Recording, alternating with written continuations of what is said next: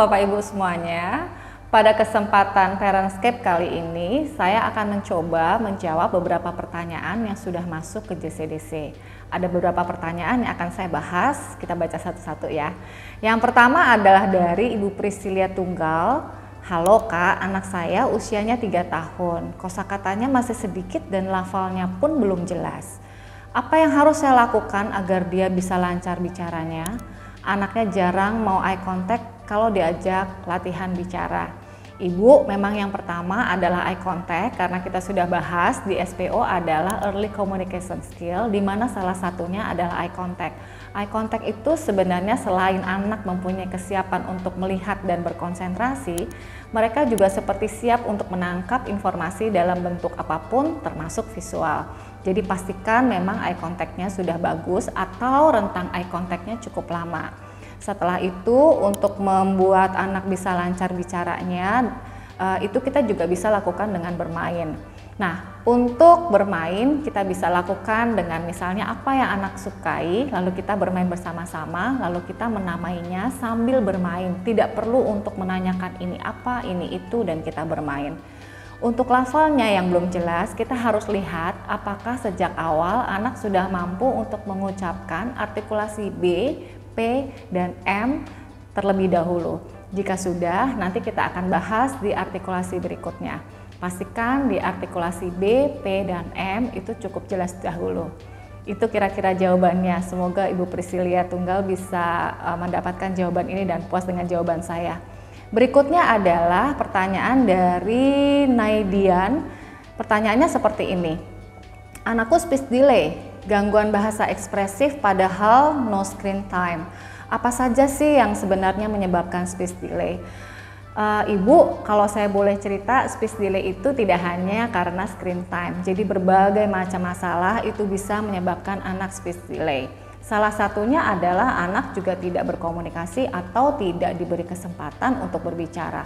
Ada juga loh Bu, anak-anak speech delay karena orang tuanya atau susternya malah terlalu banyak bicara sehingga anaknya tidak mau untuk berbicara. Nah, untuk memastikan bahwa speech delay-nya itu apakah memang disebabkan oleh hal-hal tertentu, kita harus lihat satu persatu. Apakah anaknya tidak mau, apakah anaknya tidak bisa. Jadi kita harus lihat secara hati-hati dulu ya Bu ya. Jangan lupa bermain dan biarkan anak-anak bermain untuk menambah kosakatanya dan kemampuan komunikasinya dengan kita juga. Semoga menjawab pertanyaan Ibu ya. Berikutnya adalah dari Nana Fitriana. Halo Kak, bagaimana cara efektif untuk membuat anak ingin bicara? Anak saya hampir 3 tahun. Saat saya menunjukkan gambar random, lalu minta dia menunjuk gambar mana yang saya sebut, dia tahu. Tapi saat saya tanya ini apa, dia diam saja. Bagaimana ya Kak? Nah, ada berbagai macam hal untuk anak ingin bicara. Kalau kita terlalu banyak bertanya, bisa jadi anak-anak tidak mau berbicara. Kita mulai saja dari mengatakan bahwa hai ini gambar bola, ini gambar. Lalu anaknya yang akan melanjutkan bola. Ini aku hari ini pakai topi.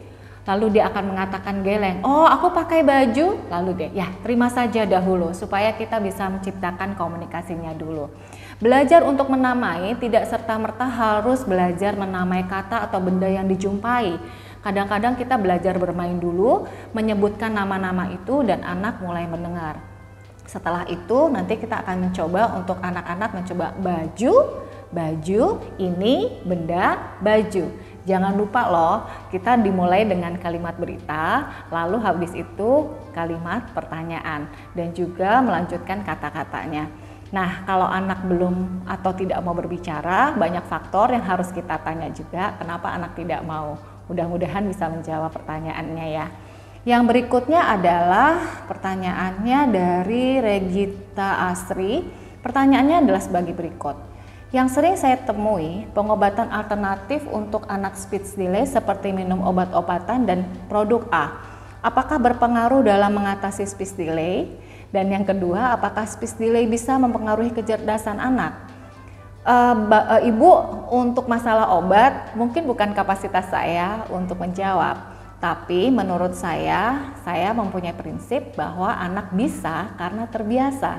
Jadi kalau anak-anak biasa untuk berkomunikasi, biasa untuk berbicara, anak menjadi lebih lancar dan anak bisa menggunakan bahasanya dan komunikasinya sehari-hari dengan lebih tepat.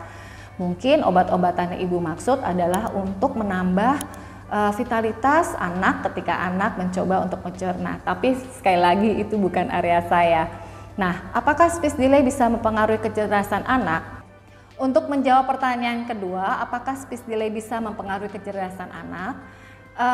Yang bisa saya terangkan adalah memahami kata itu akan mempengaruhi kepada vocabulary dan kemampuan untuk anak memahami kalimat, cerita, dan informasi. Dan dari informasi itu, anak bisa mengenal berbagai macam hal. Nah, jika anak speech delay, mereka akan kurang cepat untuk memahami kata sehingga mereka tidak mendapatkan informasi yang tepat.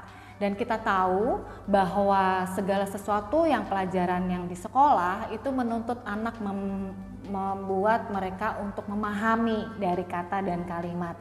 Jadi pastikan bahwa mereka tidak hanya mampu untuk menyebutkan, tapi mampu untuk memahami. Saya pikir itu, Ibu, dan itu tentu speech delay akan sangat berpengaruh pada kemampuan anak untuk memahami pelajaran-pelajaran yang ada di sekolah.